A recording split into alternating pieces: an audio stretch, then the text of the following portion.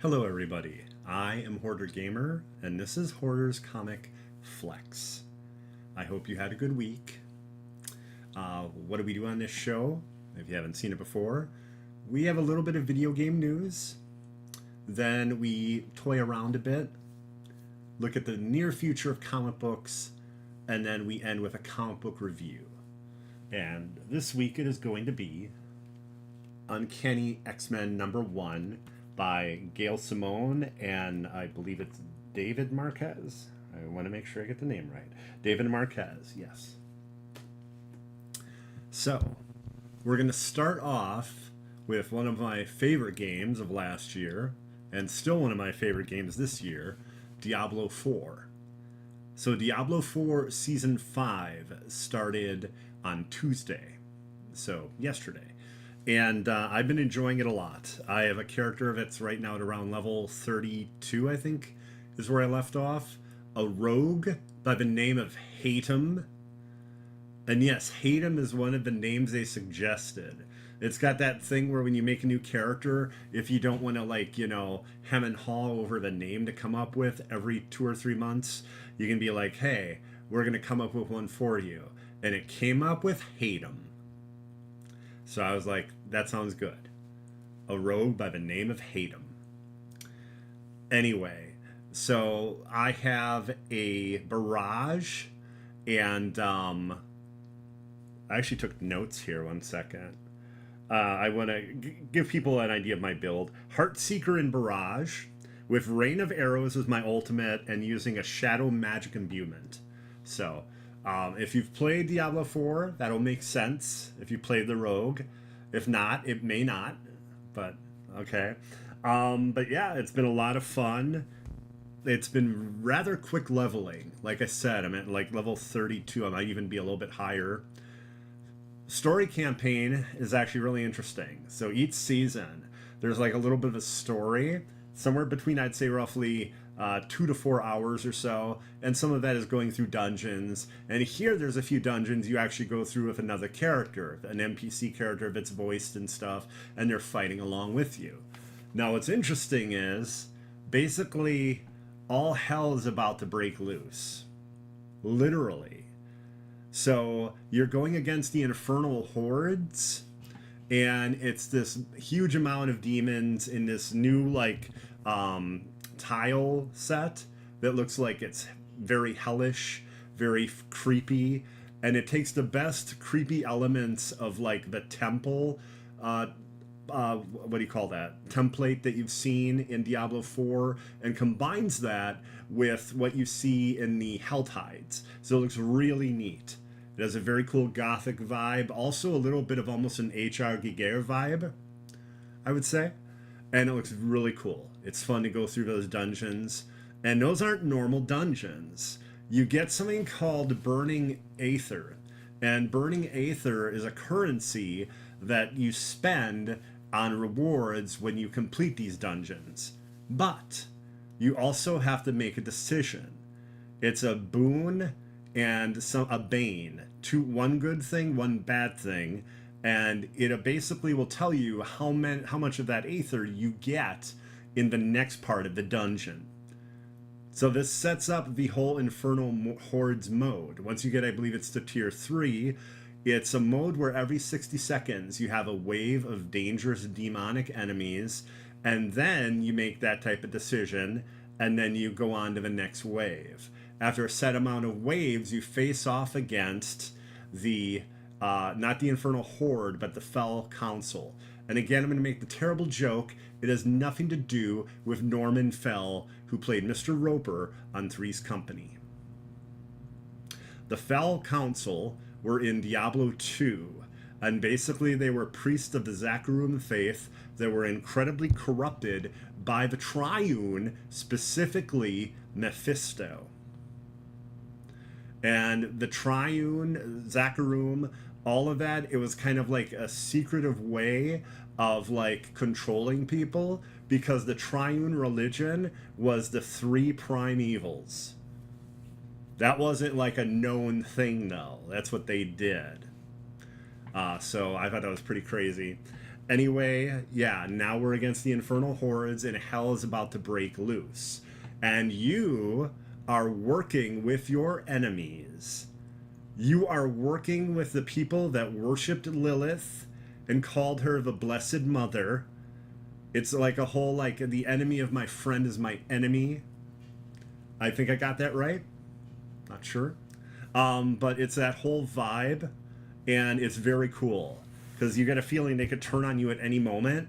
And at one point, you take the leader of this group aside, and you're like, you know, I killed your mother. And she's like, you killed our mother. Holy Mother is the mother of everyone on Sanctuary. And even though you don't agree with her methods, you probably saw that she was right about what she said about the burning hells. And from what we're seeing in the game and what we're seeing in these new dungeons, it doesn't seem like that's incorrect.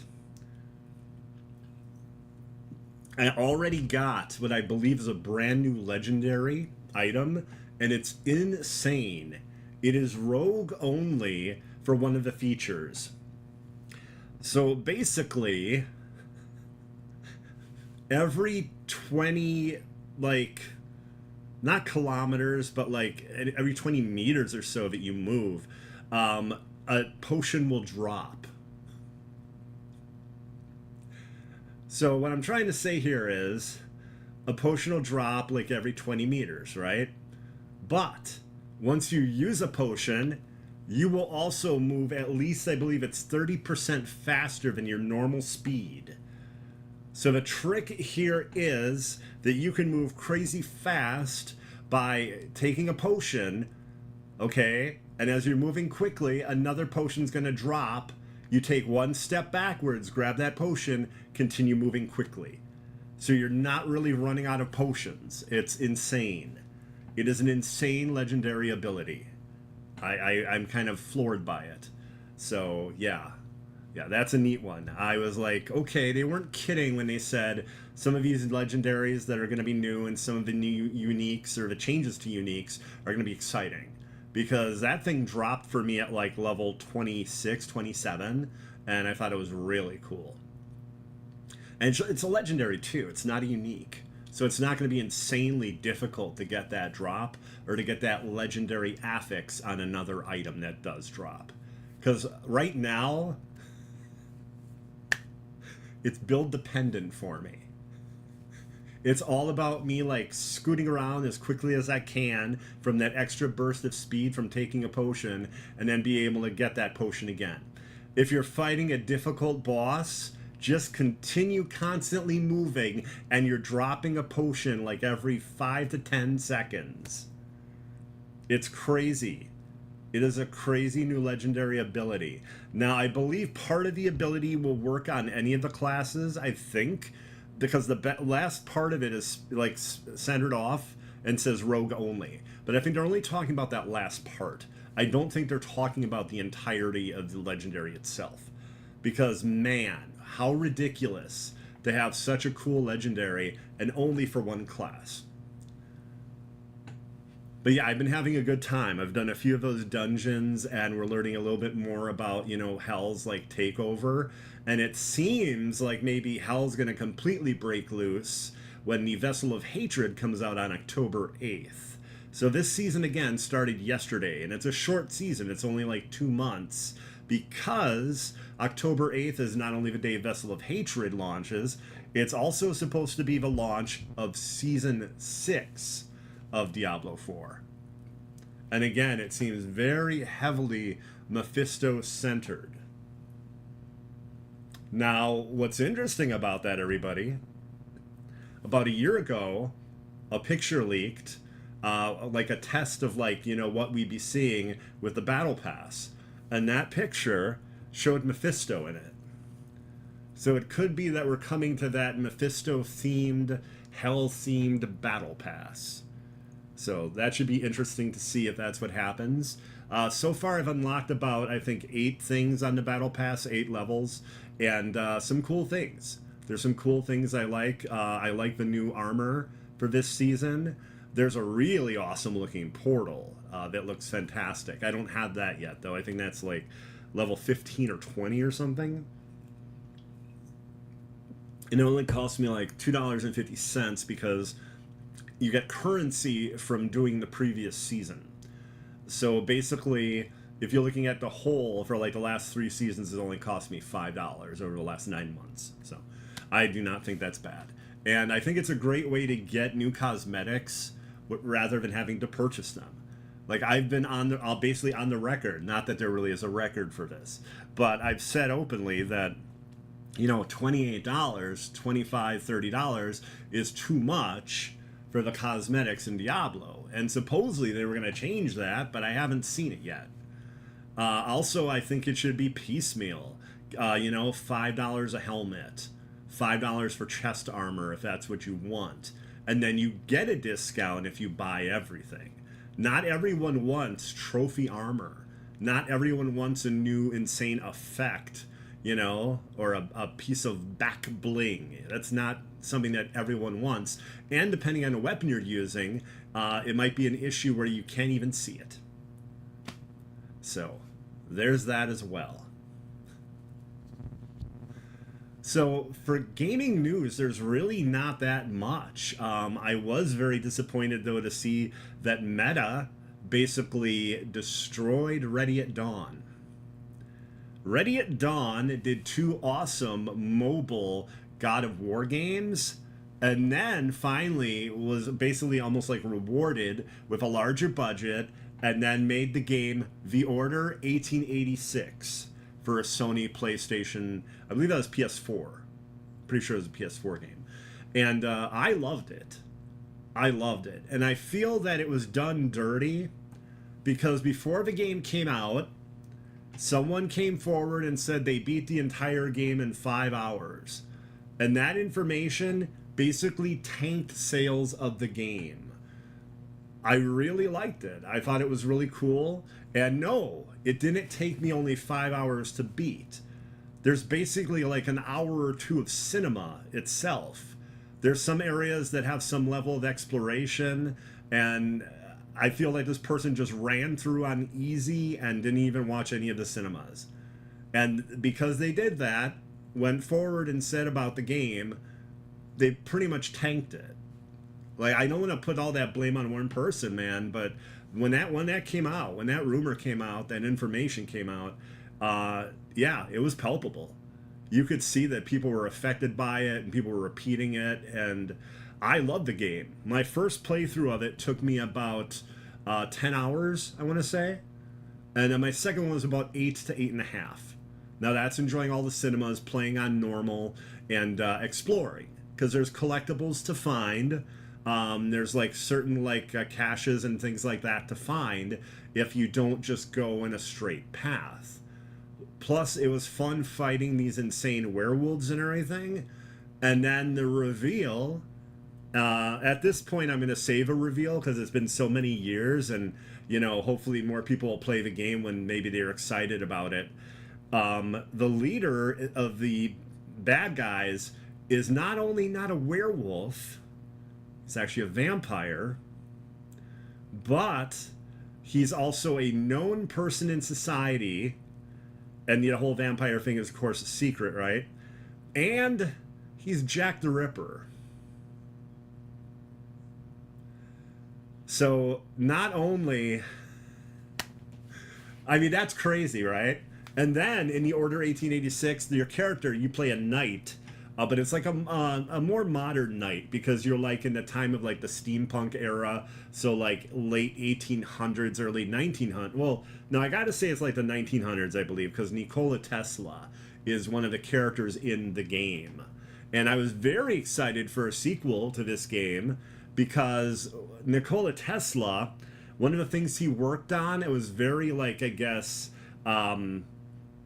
very like puzzling. His final messages seemed to have to do with time travel and the concept that perhaps he was trying to work on time travel.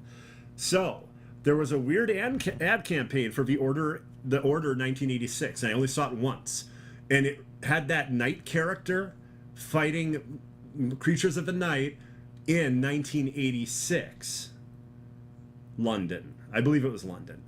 So I immediately was like, oh my god, maybe the sequel will literally be The Order 1986. Because if you're looking at Tesla and his experiments and everything, that might be why he was in the game. Not just because he would come up with some cool weapons and stuff, but because he was looking into time travel. So I thought that was really cool and an interesting way to use an actual, historical figure in the game. But yeah, Ready at Dawn is gone now because of meta. Yeah, I find it really sad. And as far as I know, Ready at Dawn did not have control of any of their IPs. So I have no idea what's going on there. Very disappointing. And yeah, I guess they had a huge hit recently on VR. Like it sold really well and people loved it. Doesn't matter. Doesn't matter. So these corporations like Meta are like a capricious child. You know, they get maybe like colicky too and whiny, and they're just like, no, and they start slamming their fist, throwing their applesauce at the wall, and all these people lose their jobs, and it's sad. It's literally sad. Only Meta's to blame. Don't you think the industry is changing for the worse? No, I agree with you there. But I think I'm so upset because Ready at Dawn has been like treated awfully by like everybody. Like Sony after The Order didn't give him another chance. I mean, seriously? I mean, for them to go from a series of mobile God of War games to something with the insane visual flair and ideas that the Order 1886 had and not let them do something else is insane to me. I mean, it's just so depressing. But yes, I fully agree. The gaming industry is getting worse. And it might be even getting more worse because apparently WB Games wants to sell DC and Mortal Kombat and pretty much most of their gaming. And apparently Microsoft wants it. And my issue is this. Yes, I love Xbox, I love PlayStation, and I love Nintendo Switch. I love those corporations. Well, not those corporations, but you know what I'm saying. I love the different games that they've made and everything. And some of the people that work there are pretty awesome, especially like with Nintendo.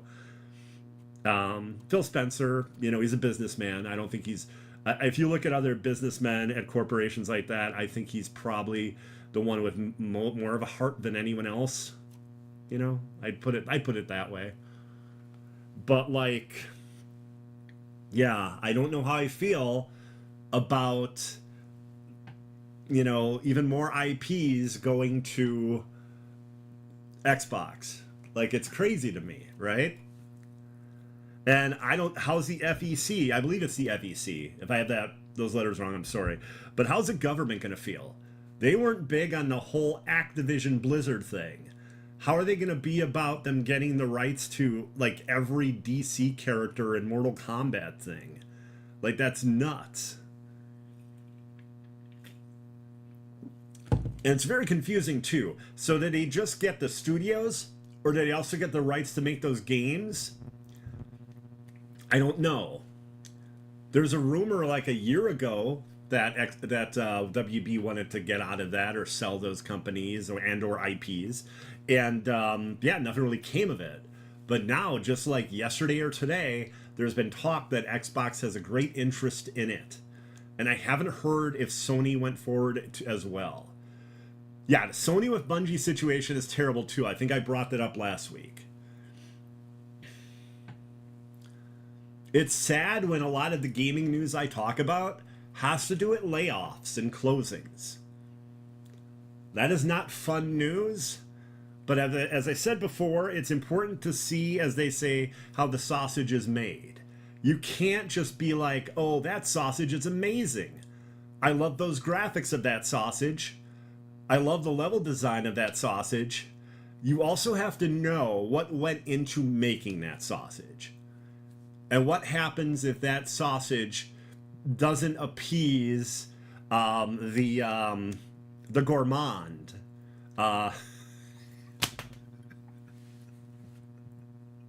Studio head anymore.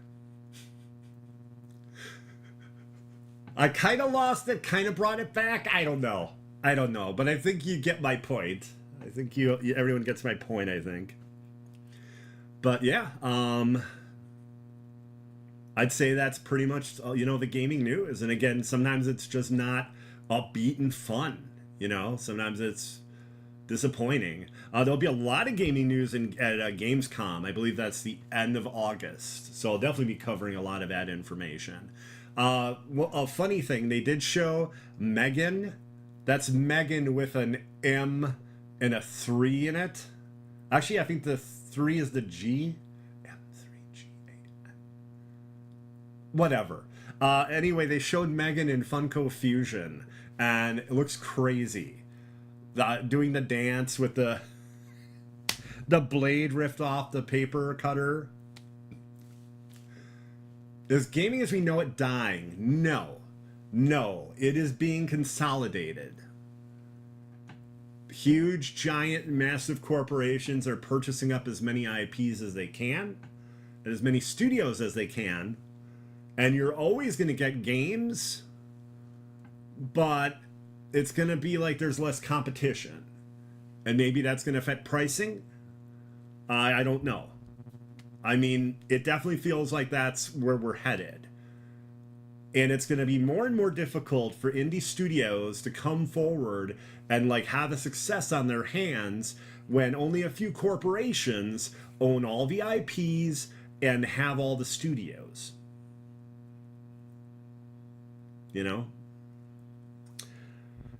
Okay, everybody. Now it is time for us to have a bit more fun, okay?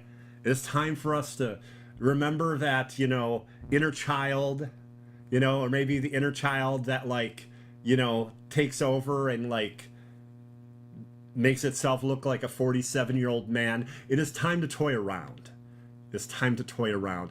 And first up, we have... That's right, everybody. We're in the month of August. It is time to think about Christmas. Okay, so Lego Marvel Christmas Advent Calendar. Okay, I think this one looks really cool. Spider-Gwen in the drum set. Miles. Peter Porker. The Amazing Spider-Ham as apparently a snowman. Look at that, everybody. Green Goblin with Santa's and Green Goblin's sled as a glider? I don't know exactly. I like it, though. And then there's also, if you look at the box, there's Venom with what looks like a hot dog cart. And there's a couple other things, too. I can't tell exactly what they are on there. But there should be something for every day. So every day of the 24 days, of Advent. So, yeah. I think that looks neat. $44.99 at Amazon. I want to say that's the regular price. Probably find it for that at Target or anywhere else that you'd order it to. Next up, we have the Star Wars Advent Calendar. Okay? Look at this. Look at all the characters you get. Look at the ships. So this picture right here does a much better job of showing what you get. And you get an AT-AT, a TIE Fighter, an X-Wing, a Sand Speeder. You get just about, Millennium Falcon. I believe it's Kylo Ren's ship, too. You get most of the Star Wars ships that you would want in adorable, super small builds. Plus, you get at least 6 figures, including Luke with a winter sweater on, and a winter sweater version with probably a mug of cocoa for Princess Leia. So, also, this will be $44.99. As these go, I think this is one of the best they've had for Star Wars. I really believe that. I really think this is a good one. Okay, everybody. And now we have Spider-Man Across the Universe Wave 2. Yes, that didn't take long, everybody, did it?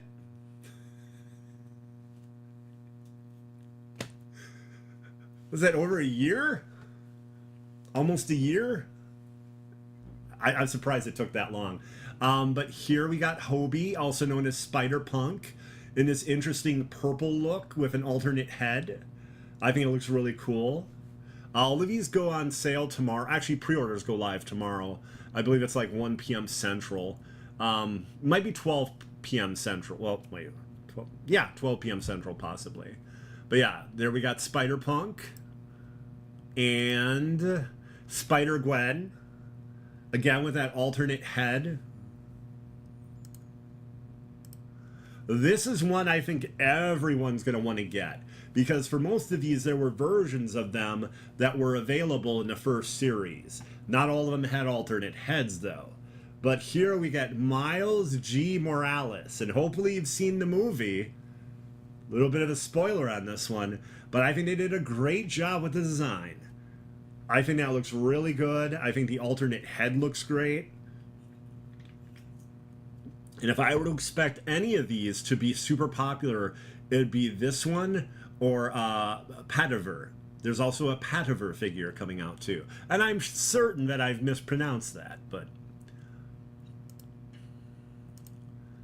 And look at this version of Miguel. Spider-Man 2099. That alternate head, the one he's actually... Well, it's actually not his alternate. The head they have on there, that sculpt is really good. I think they did a great job on that. So, yeah, I like those a lot.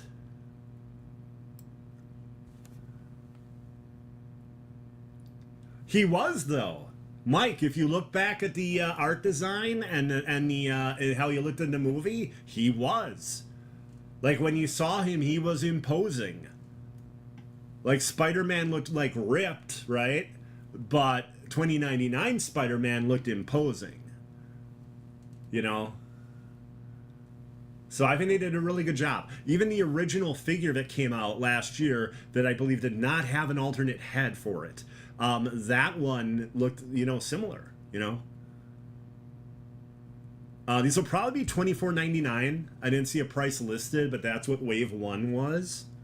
So, yeah, I think these are really cool. And again, I think Padaver and Miles G. Morales, I think those two are going to be the most sought after. So, just to keep in mind in case you already have, like, the entire first wave and you're not looking to get, like, you know, the alternate head for the character. I'm trying to figure out the difference with Gwen, because I could have sworn that the Gwen is one that had an alternate head. I thought that figure did. I could be wrong though. I have to look that up. But yeah. I would have shown all the figures, but there's like 8 of them. And I usually like show 4 or 5 figures for the, you know, toying around. So I was like, oh my god, are we really going to go through like all 8 of Wave 2 of Spider-Man Across the Universe? And I decided no. No, we are not. Everybody, we are now done toying around. Officially done with toying around. Now we are looking at the near future of comic books. Our crystal ball, okay? All the way to 1 week from today.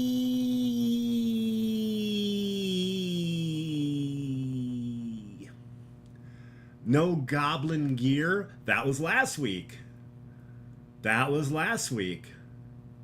Those pre-orders are gone. There's not much I could have done with that. But here's something you can get, everybody. Hope that the pre-orders go live again. Everyone wanted this. I knew the helmet would be popular. I didn't think the spider bomb or the pumpkin bombs would be popular. See, that's the difficulty of when my show is timed. Some of this information, some of these pre-orders go live on a Thursday or a Friday, and that's like, well, crap. There's a small window I can cover these things a lot of times, so. you know? But the helmet looks great. It's really weird though. So when the helmet was first solicited, I could have sworn it was $99.99, and it turned out to be $130. So it just, I'm just surprised it was like $30 more. Okay, now we're gonna go that aforementioned future of comic books, starting with Transformers number 11. I have loved this book. I very much like the Energon universe, Transformers, and a number of G.I. Joe miniseries, including Scarlet, which is going on right now, and Destro, which is going on right now. So, truth be told, I did decide that with Scarlet, I'm just going to get the trade, because Scarlet was never one of my favorite characters. She just never was. And so I'm going to get the trade on that one when it comes out. And I would rather do that than buy the single issues and the trade, which I know I will, if I didn't just decide to get just the trade.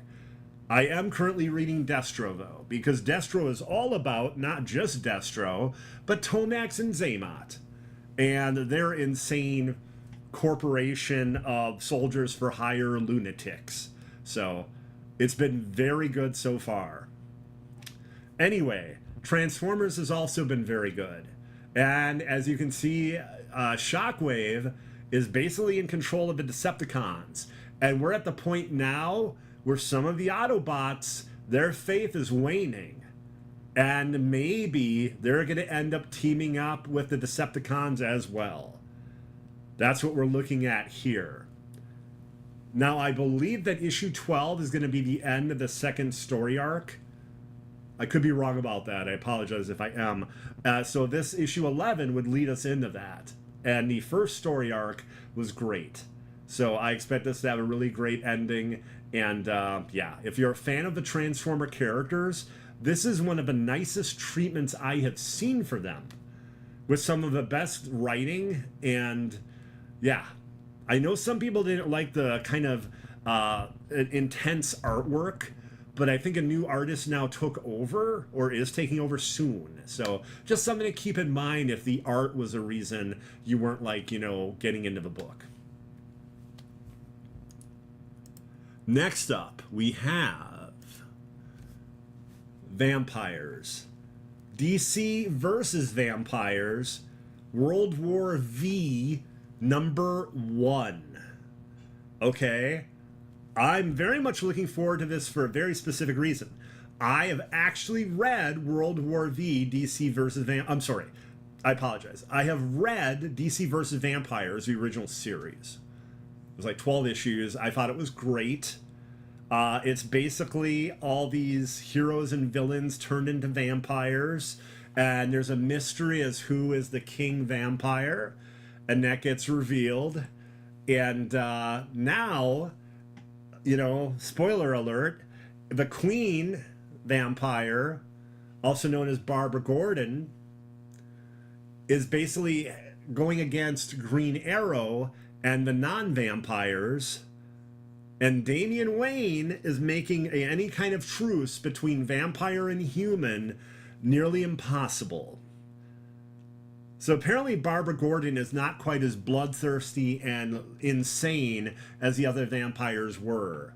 But something tells me, looking at this variant cover, maybe Diana Prince is not as, you know, willing to negotiate or have a truce. So I think this will be very interesting to see how this goes. So World War V number 1 comes out next week. And next up we have X Factor number 1. And as you can see from this cover, X Factor wants you.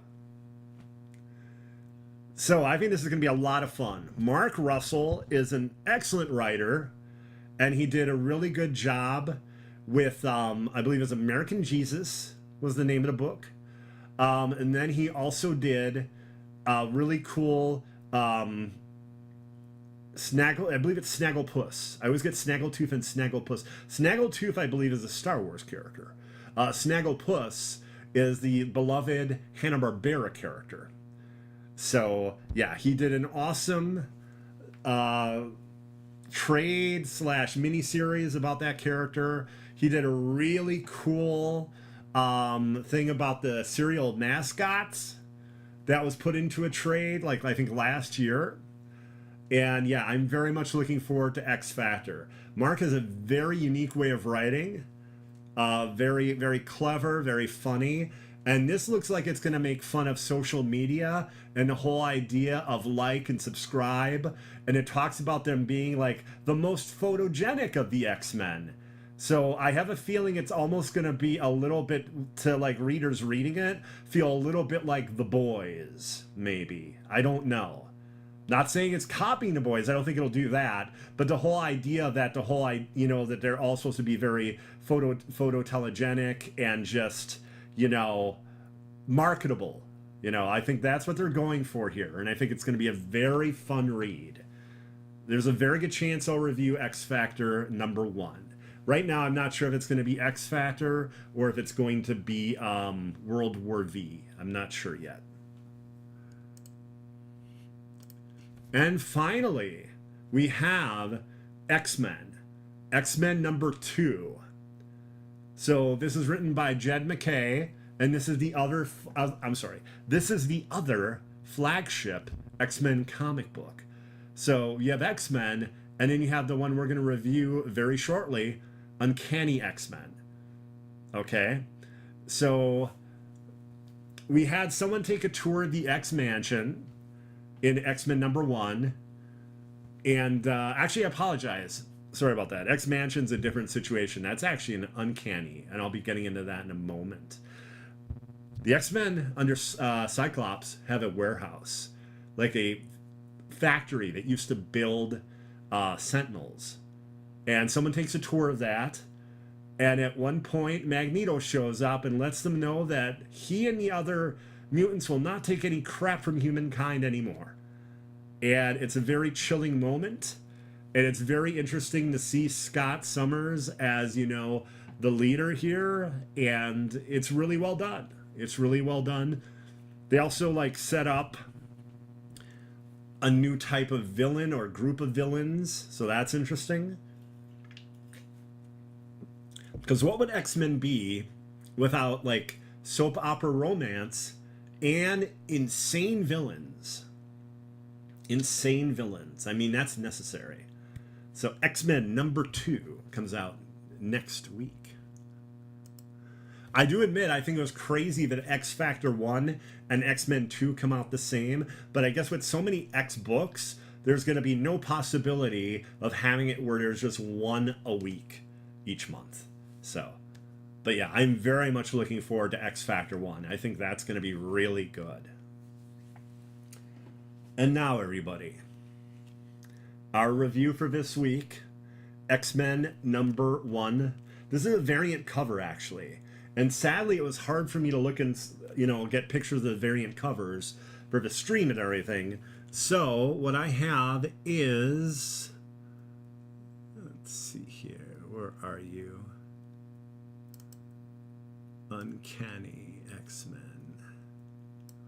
Ooh, maybe I don't have it. Do I not have it? That would be wild. There it is. There it is. I was pretty certain I had it. I do a check before the show, and I was like, well, it says Uncanny. So, and look how uncanny this cover is. Rogue is looking like she's going to be the new leader of this X-Men team, which includes a lot of popular heavy hitters. Wolverine, Gambit, and then there's characters not even in this issue. Colossus, Psylocke, possibly Beast, although I thought Beast was in the other. You know what, though? One thing to keep in mind, this is a variant, and they might just be, showing a lot of X-Men. But I know for sure Wolverine, Gambit, and Rogue. And there's a lot going on here. There's a dragon who has stolen one of the eyes of Agamotto, because apparently Doctor Strange has one, and this dragon called, I believe, Sarang has the other. And Rogue and Wolverine and Gambit have to basically tussle with this dragon. And Gambit actually makes a bargain with it, which is wild because it's going to pay off in about a year. So that's going to be interesting to see how that works, because that's when the dragon can come back and get the Eye of Agamotto back from him. Because Gambit took advantage of nobility and the rules of nobility when he dealt with the dragon. Otherwise, this thing was incredibly dangerous. It was a serpent dragon thing, and yeah, it was intense. And after that, we have Kurt Wagner, also known as Nightcrawler, contact this group of X-Men to come to a children's hospital. And it's a situation where there's a child that is possibly a mutant, but also may not have much longer to live. So Rogue, Wolverine, and Gambit go to cheer the kid up, and it's really like heartwarming. Every character is very realistic to who they are, and a little bit gruff and everything, like with Wolverine, obviously, but like it's really well done. And this kid named Harvey X, because again, it's thought that he might be a mutant, basically has this great time. But sadly, Wolverine is able to basically use his sense of smell and realize that Harvey is about to have a stroke. And when he finds out that Harvey's parents aren't at the hospital, he tells the doctor that's with all of them, you need to get them here immediately. And the amount of loss that Rogue has started to break her. And Harvey was kind of like the last straw, as she confides in Wolverine and Gambit and tries to decide what to do, in the future. Meanwhile, a young woman named Fawn, who looks like a human being, is being tracked down, and as they track her, basically these two villains, or like soldiers of the villain, they kind of corner her, and she actually turns into half woman, half fawn, antlers and everything. And there's this thing it calls itself, I believe, Mother, that reaches out to embrace her, but in a very frightening way with these clawed hands. And at the end of the book, you get, I believe it's Fawn, or it's another mutant character that's like part animal, and a number of other young mutants that show up saying they need to be helped because she is coming. So Gail Simone does a lot of really cool stuff here. Also in the A storyline, you have something being set up for the future, where there's a woman and what's possibly a mutant that show up at the old shuttered X mansion, and they are looking to open it up and turn it into a prison for the mutants that they hunt down and find. And it's possible they have Professor Xavier as their captive. There's someone shown that is shackled and has a wild-looking helmet on their head that's like a crazy version of Cerebro, and you can't quite see who it is. So they're setting up something for the future that's really interesting here. Gail Simone and David Marquez did a great job with this book. I think this is going to be an excellent run of X-Men. It's an excellent jumping on point, both X-Men and Uncanny X-Men right now. Again, you don't feel you have to get every X book. I'm not going to get every X book, and I like the X-Men a lot. I'm basically focusing right now, at least if things don't change, Uncanny X-Men, X-Men, and X-Factor. Those three are really exciting to me. X-Force 1 was good, but I didn't get a driving force to be like, oh god, I have to read X-Force 2 through 12 or whatever it's going to be. And the same thing with NYX. Again, they're both very good, but you're trying to focus on the main story arcs, and it gets more and more difficult as you get into all the other X books, and even, more expensive, let's be honest. Okay, everybody, I want to thank you all very much for watching. I greatly appreciate it. And I don't harp and preach on this, I definitely don't want to, but if you like it, feel free to sub, tell anyone else that might like the show. I do try to create something that's pretty cool, every week. And yeah, it's fun. I enjoy doing it. For whatever reason, if you wanted more of me in your life, and heaven only knows why you would, twitch.tv/Hoarder Gamer. Right now I'm doing a lot of Diablo 4, again working on Season 5. The First Descendant, Star Wars Outlaws is coming out in roughly about 2 weeks, so I'll definitely be streaming that. So just an idea of, what's coming up like in the future for me. And yeah, everybody, if you're not too busy tomorrow, around 7:30 p.m. Central is going to be Games on a Plane. That's Xbox Live Mike and I. You might have seen him in chat. And we play games on a plane. So maybe check that out. It's going to be gamesonaplane.com. Thank you very much, everybody, and I'll see you later. Bye-bye.